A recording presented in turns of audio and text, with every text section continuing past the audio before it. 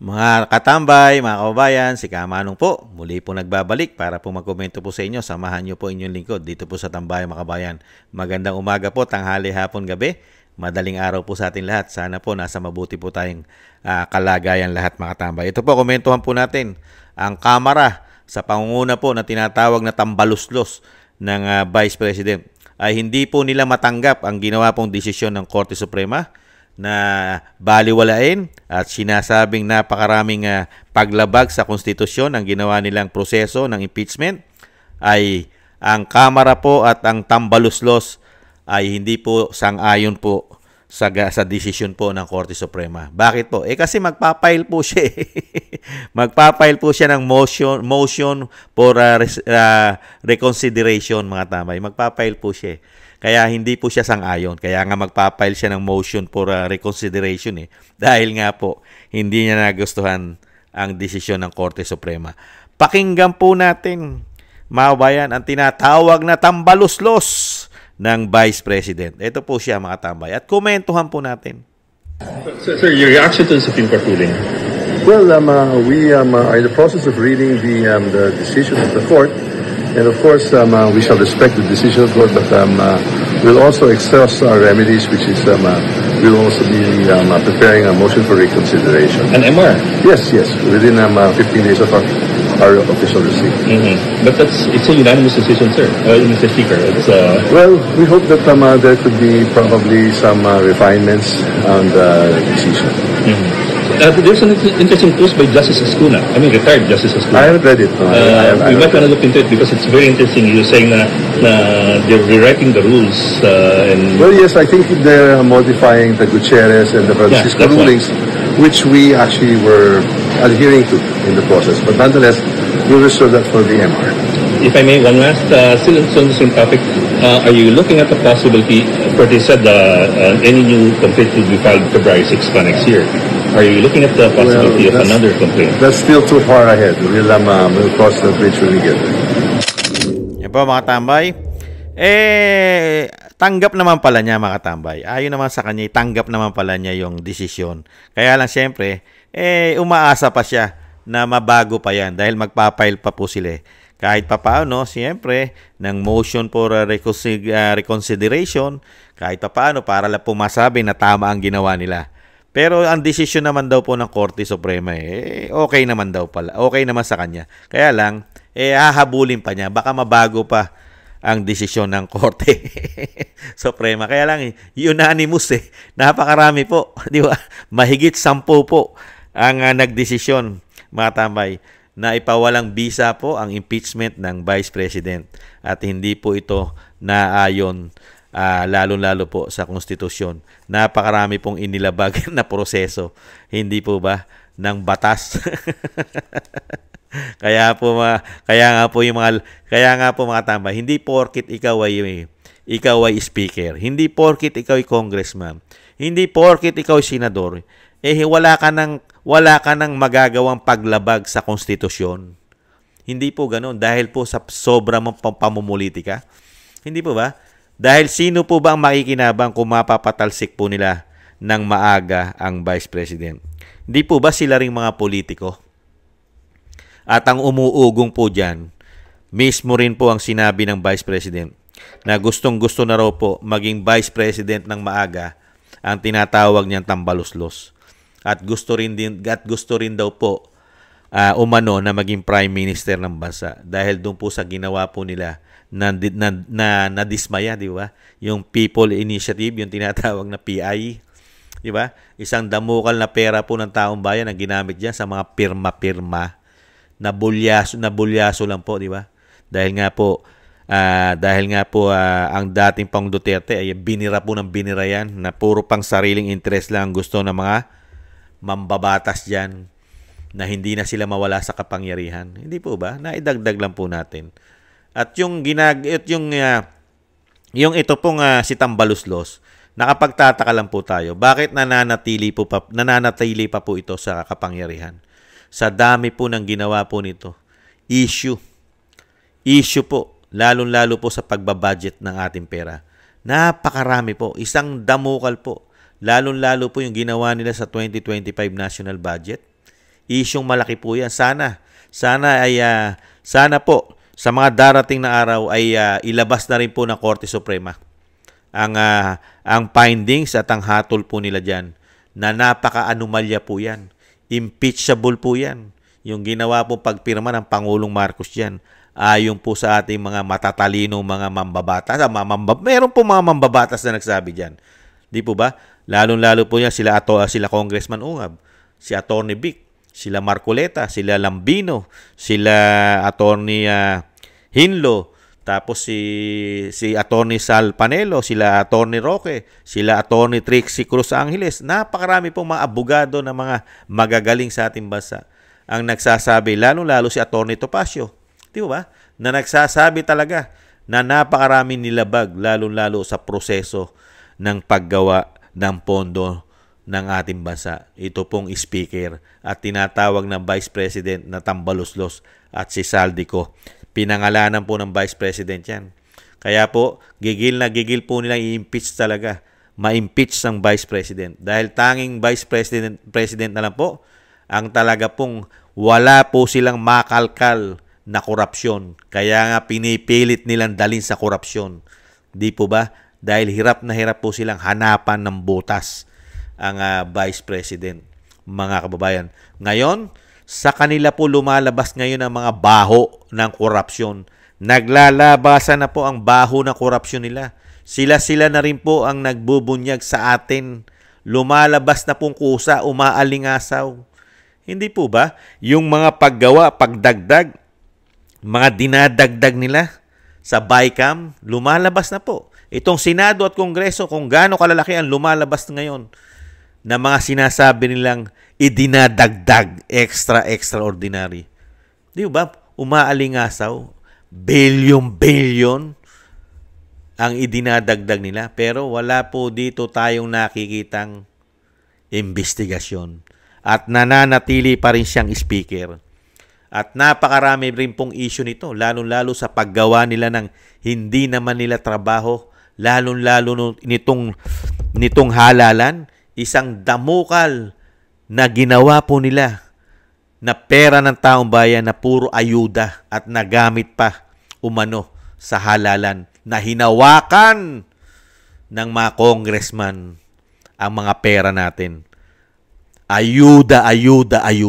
Di po ba? At lalong-lalo po yung issue pa rin nila sa impeachment ng Vice President. Tumataginting na hindi raw po bababa umano sa 150 million bawat pumirma rito sa impeachment. Di po ba? Isang damukal ng pera ng taong bayan. Ang napakarami pong nasasayang at naaksaya na walang proyekto at napupunta lang sa kanilang mga bolt umano. Pero nananatili pa rin sa kapangyarihan ang isang speaker na tinatawag na tambaluslos. Bakit kaya? Palibhasa kasi ang pamahalaan natin ngayon ay hindi po lumalaban sa korupsyon. Gustong-gusto pa umano yata ang korupsyon. Maubos ng maubos ang pera ni Juan de la Cruz at magkabaon-baon pa sa utang ang mga Pilipino. Yan po yata ang legasya na iiwan sa atin nitong mga hinayupak na ito. Itong mga salot na ito umano. Itong mga magnanakaw na ito umano sa ating pera, sa ating kabangyaman, mga taxpayer. Hindi po ba? Hindi po ba kayo nagtataka, mga kabayan? Magmula nang pumasok itong pamahalaan natin, lalong-lalo itong tinatawag na tambaluslos ng Vice President. Hindi po ba?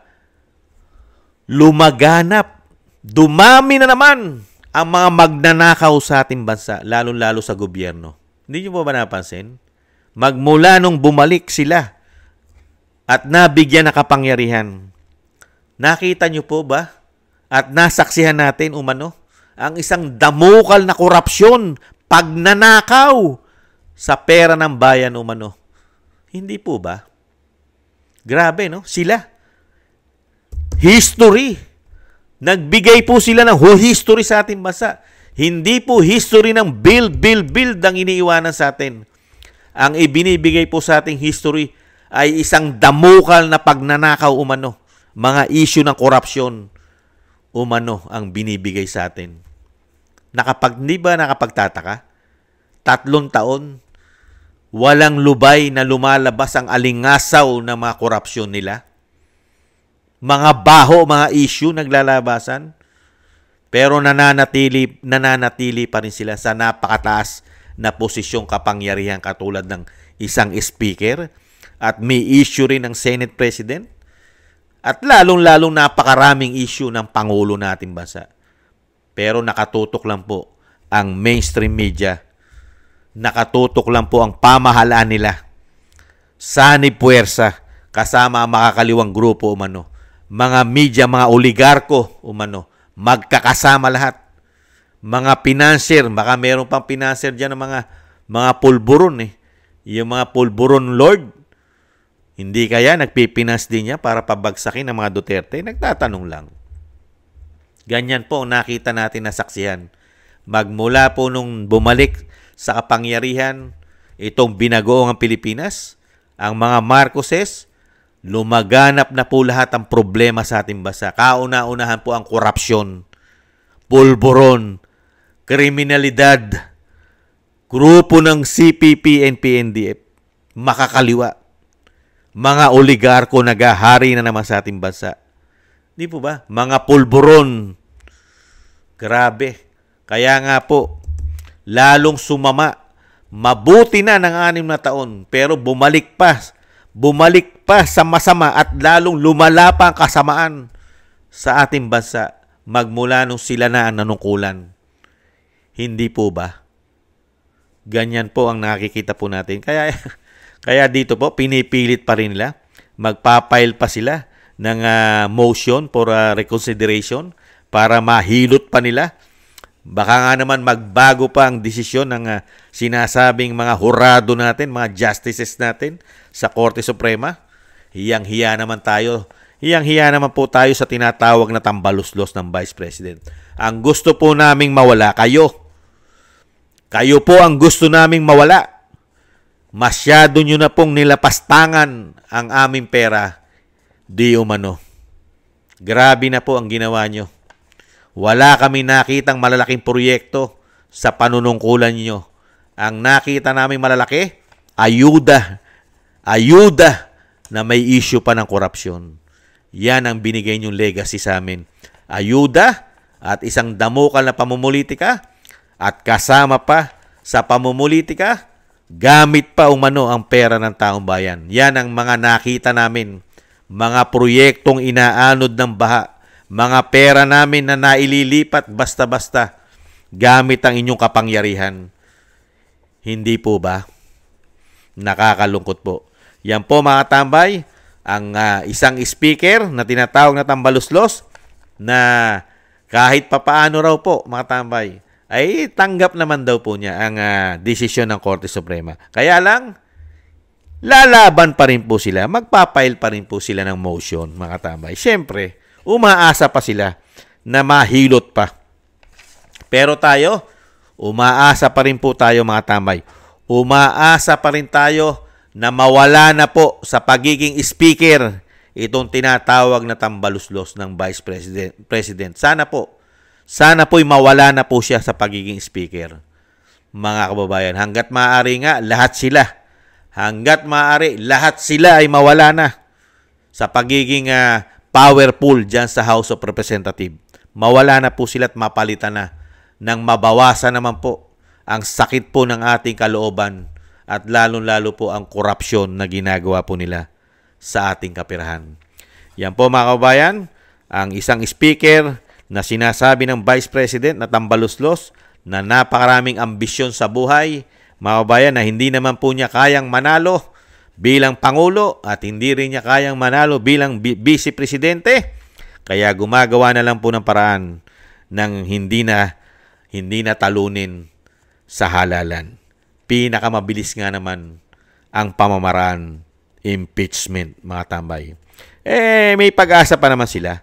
Pwede pa naman sila mag-file next year, mga tambay. File lang ng file. Hanapan ng korupsyon. Habang hinahanapan nyo ng korupsyon ng Vice President, umaalingasaw naman ang baho ng korupsyon ninyo. Hindi ba? Habang hinahanapan nyo ng korupsyon ng Vice President, sila naman po natutuklasan ng mga Pilipino ang isang damukal ng korupsyon nila, mga kababayan. Ibang klase kayo. Walang baho na hindi aalingasaw. Hindi po ba, mga kababayan?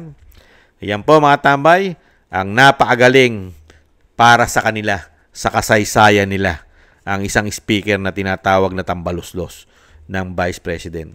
Thank you po, mga tambay. Sana gusto po natin tambayan, mga kabayan, sa YouTube at TikTok, at ganoon din po sa mga nagko-comment, like, share, and subscribe.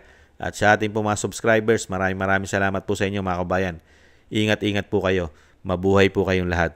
At syempre po sa mga nagbibigay po ng tulong at biyaya sa inyong lingkod, maraming salamat po. Shoutout po sa inyong lahat, mga kabayan. Mabuhay po kayo. Ingat-ingat po kayo, lalo po sa inyong mga paggawa. Maraming salamat po. At yung dasal at panalangin po natin, mga kabayan, lagi po natin isama ang pamilya Duterte, ang Vice President, at lalo po ang dating Pangulong Duterte na maduktungan pa po ang kanyang buhay, kalakasan at maingatan po sa anumang kapahamakan at makabalik po sa lalong mabilis sa ating bansa. Thank you po, mga kabayan. Sa muli po, mga tambay, ingat-ingat po tayo. Doble ingat po. Happy weekends. Bye-bye. Ingat po tayo.